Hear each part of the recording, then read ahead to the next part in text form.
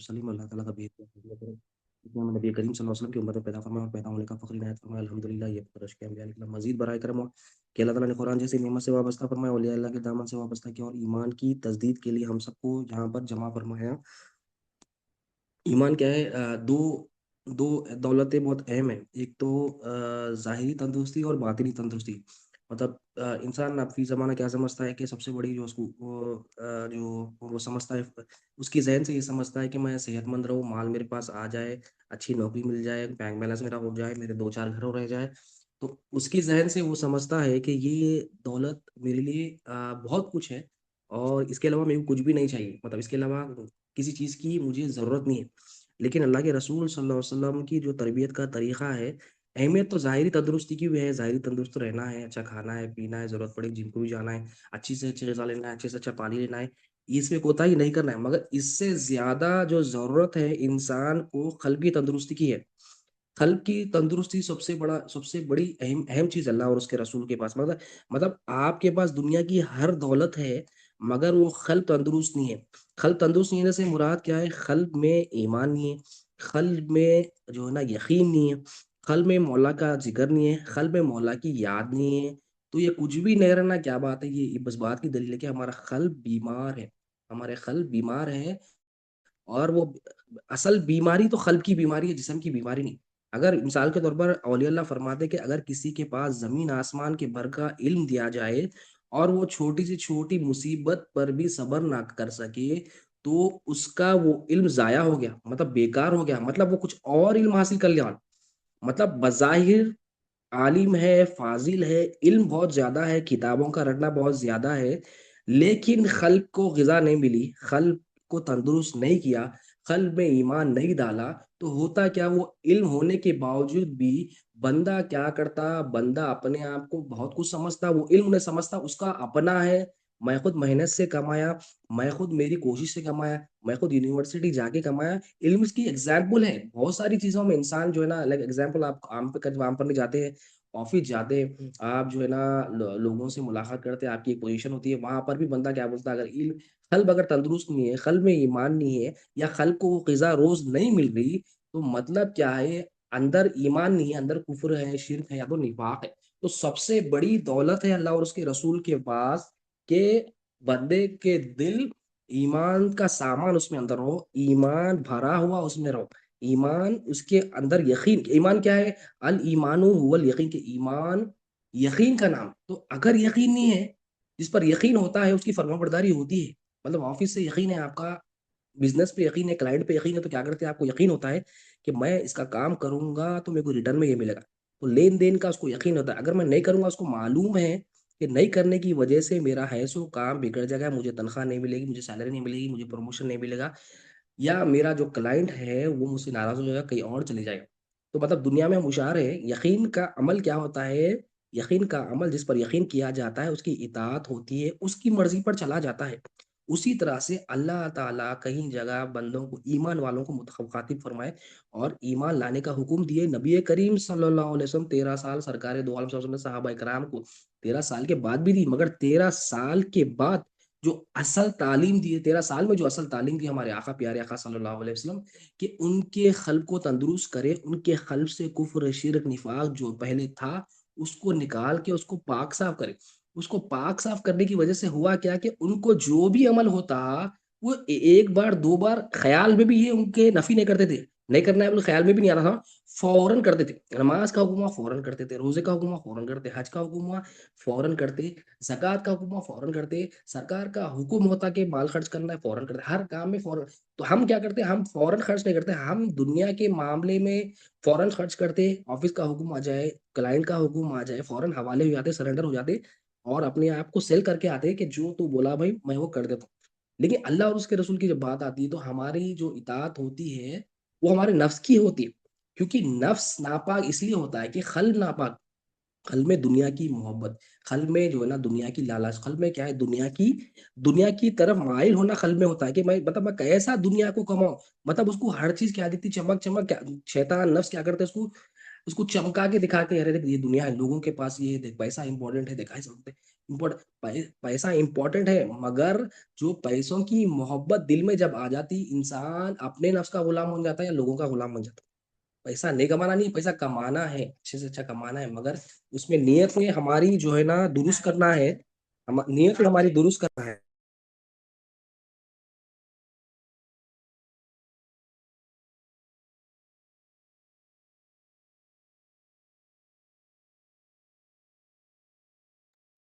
तो पैसा कमाने से मना नहीं है, मगर पैसा कमा के मौला को भूल जाना, पैसा कमा के हुकूक अदा नहीं करना, पैसा कमा के अपने आप को बेहतर समझना, ये निकालते औलिया अल्लाह। औलिया अल्लाह डायरेक्ट पैसा कमाते, मगर बंदे के अंदर जो उसकी मोहब्बत और रगबत होती है उसको खींच के निकालते।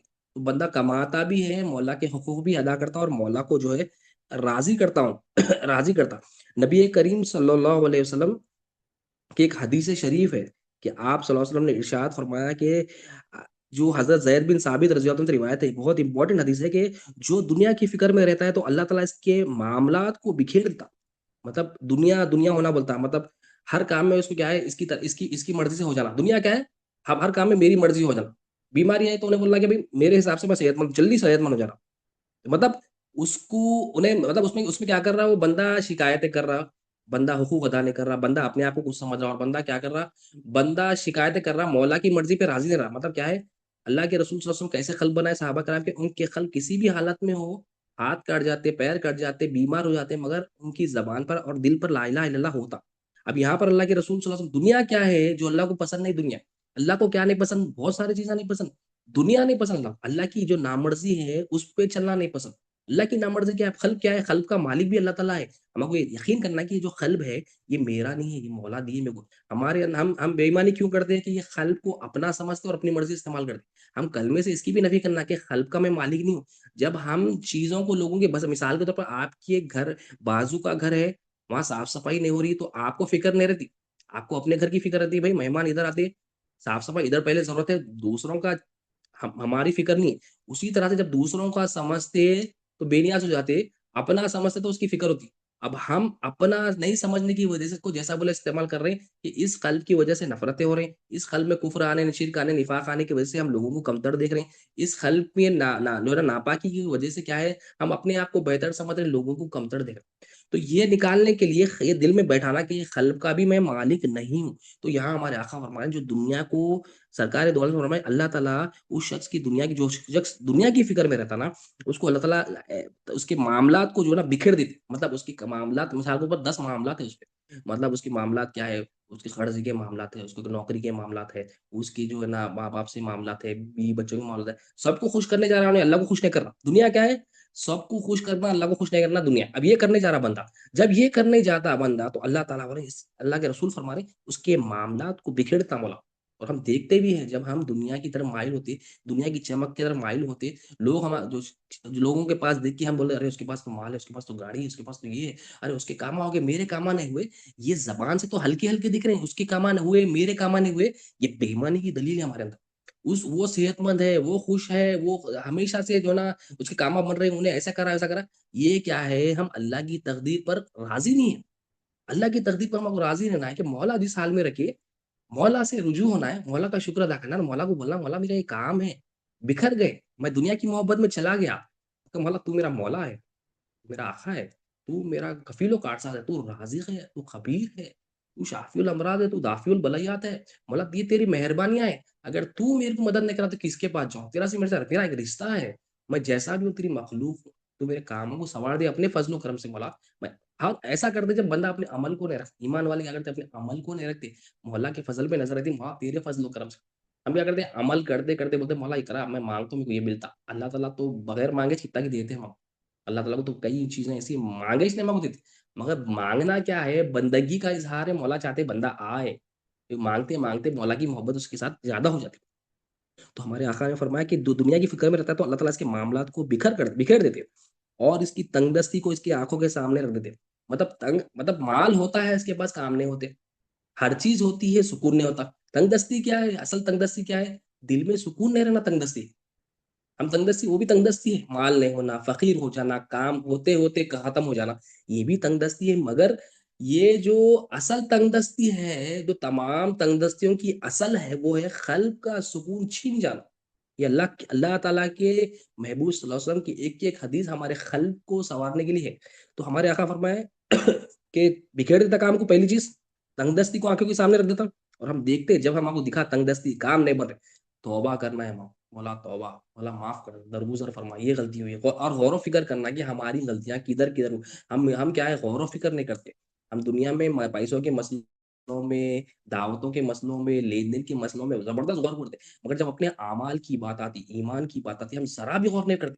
कि ये कहाँ खोता है। देखो औलिया अल्लाह ये सुन्नत भी दी है हमें कि गौर-ओ-फ़िक्र करना कि तुम जो गुनाह करे किस वजह से हुआ, तुम जो गलती करे किस वजह से हुआ, अपने क़ल्ब पे नज़र रखना। तो बार-बार रोज़ करना है, ऐसा नहीं कि 1 दिन कर लिए, 2 दिन कर लिए, बयान सुन लिया हो गया। नहीं, रोज़ करना है कि मौला जो दिया क़ल्ब में कहाँ-कहाँ अपनी मर्ज़ी रख। पहले तो जिस्म को देखना, ये जो भी है मेरे पास ये मेरा नहीं है, मौला का है।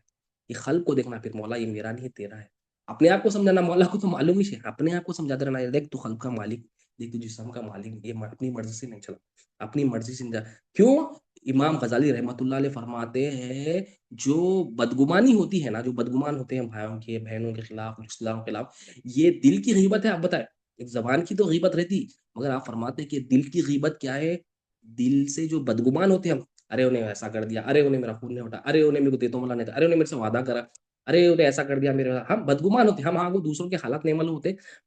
हम क्योंकि शैतान के हवाले कर दिए हम क़ल्ब, तो शैतान उसपे डाल देता, वसवसा डाल देता, डाल के बोलता देख उन्हें ऐसा कर दिया, ऐसा करता। तो उसको ला हौल पढ़ के बोलना नहीं, नहीं, जो जो ये मेरी बदगुमानी है, हम ला इलाहा इल्लल्लाह पढ़ना, क़ल्ब का मालिक अल्लाह ये ज़हन में रहना हमारे, फिर मौला की तरफ मौला के हवाले करना, मौला से दुआ करना, मौला तेरा शुक्र है तू एहसास दिलाया मैं बदगुमानी कर रहा हूँ। हर एक छोटी-छोटी चीज़ पे हम शुक्र अदा करना, मौला क्या करते, वो शुक्र की बरकत से हमारे गौर-ओ-फ़िक्र में, हमारी तौबा में, हमारे शुक्र में मौला जो है ना इज़ाफ़ा फरमा देते। और क्या है आगे फरमाते सरकार, एक पहली चीज़ तो कामा बिखर जाती है, दूसरी चीज़ तंगदस्ती को आँखों के सामने कर देते और तीसरी चीज़ दुनिया से सिर्फ़ इतना ही हिस्सा मिलता है जिसको इससे पहले से लिख दिया गया। मतलब क्या है, उसको जितना मिलना है उतना ही मिलता है। हाथा-पैरा मार लो न कोशिशें कितनी भी कर लो, जो मिलना है उसको वही होता। मतलब तो दुनिया की तरफ माइल, दुनिया की चमक की तरफ माइल ये क्या है? क़ल्ब का मालिक मौला है, तो ये हमारा क़ल्ब नहीं है। बातिन का भी मालिक अल्लाह है, ज़ाहिर का भी मालिक अल्लाह है, हमारे अंदर ईमान होना। और आगे हदीस शरीफ का हिस्सा है कि अब जो दुनिया के मामलात किसके नहीं बिगड़ते, दीन जिसके अंदर आ जाता है, उसके बारे में हमारे आका फरमाते हैं कि जो शख्स आखिरत का इरादा करता है, अब दुनिया का इरादा करा, तो दुनिया के इरादे में हम देख लिए कितनी वईदें हैं और हम मामूली नहीं लेना। दुनिया क्या है, हर वो चीज़ जो अल्लाह की पसंद नहीं है, दुनिया है और ये दुनिया ही के लिए तौबा करना है। दुनिया करते हम सुबह से शाम तक तौबा करना। तौबा करें तो क्या है, क़ल्ब में निखार आता, ईमान में निखार आता, ईमान में चमक आती, क़ल्ब हमारा चमकता। वो सितारा बन जाता, अल्लाह ताला की नज़र, अल्लाह ताला क़ल्ब को देखते, बातिन को देखते बंदे के। तो यहाँ आका फरमाते हैं हमारे कि जो शख्स आखिरत का इरादा करता है, अल्लाह ताला उसके मामलात को इकट्ठा कर देते। देखो हम बोलते ना हमारे कामा नहीं हो रहे हैं, हमारे ये काम नहीं हो रहा, मैं वहाँ कर रहा जा रहा हूँ नहीं हो रहा, मैं नौकरी कर रहा हूँ नहीं हो रहा, मेरे वीज़ा का कुछ भी नहीं हो रहा, मैं सुबह-शाम टाइम दे रहा हूँ कुछ भी नहीं। अरे भाई, आप फ़ॉर्मूला ज़िंदगी का समझे ही नहीं। आपको काम करना है मगर वो काम की फ़िक्र नहीं करना है, राज़िक़ सिर्फ़ अल्लाह ताला है। मगर यहाँ पर हमारे आका फरमाते हैं जो अल्लाह के रसूल सल्लल्लाहु अलैहि वसल्लम फरमाते हैं जो आखिरत का इरादा किया। मतलब आप नौकरी भी जा रहे हैं आखिरत के लिए, मौला की रज़ा के लिए। और जॉब भी कर रहे हैं, बिज़नेस भी कर रहे हैं, मौला की रज़ा। आखिरत मकसद है ना, आखिरत मकसद नहीं है तो क्या होता है, दुनिया मकसद हो जाती है। दुनिया मकसद क्या होता है, सज़ाएँ मिलती, काम करके भी काम नहीं बनते।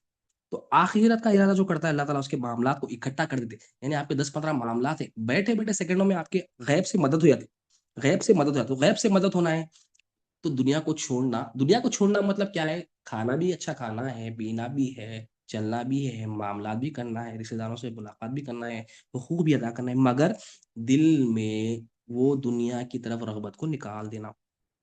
तो एक चीज़ क्या है, इकट्ठा कर देते मौला, जो मौला का हो जाता ना, मौला का इरादा करता है, उसका मकाम कामों को इकट्ठा कर देते। पहली जज़ा और इसकी मालदारी को इसके दिल में रख देते। अब इसकी मालदारी को इसके दिल में रख देते मतलब इसकी मालदारी मतलब जो इसके पास रहता ना, मौला को बोलता, मौला मेरी औकात से ज़्यादा दिया तू, मेरी हैसियत ही नहीं है, मेरी ज़री भी हैसियत नहीं है मौला, इतना सब कुछ दे दिया मैं, इसका भी मैं मोहताज, इसका भी मैं था, ये तेरे फ़ज़्ल-ओ करम से। मतलब उन्हें दिल में दूसरों को नहीं देखता, अपने पास जो है ना उन्हें बोलता क्या दिया मौला तेरा शुक्र है ना मेरी औकात हकीकत ही नहीं। अगर एक-एक गुनाह को पकड़ लेता मौला तो कौन-सी भी नेमत हम नहीं मतलब मौला का फ़ज़्ल-ओ करम है। मौला गुनाह भी कर रहे हैं तो भी अता कर रहा है, आप नेकियाँ भी कर रहे हैं तो भी उसका फ़ज़्ल-ओ करम है, उसकी मेहरबानी है। तो ये क्या है जो ईमान वाला होता, दुनिया की मोहब्बत दिल में रहने दुनिया की मोहब्बत दिल में रहती है। अल्लाह ताला क्या करते हैं उसको मालदारी इसके दिल में रख देते हैं। मतलब क्या है, माल की तरफ रुझान नहीं रहता, माल की मोहब्बत इसके दिल में नहीं रहती, बेनियाज हो जाता। मतलब माल को जेब में अकाउंट में रखता है ना, दिल में नहीं रखता।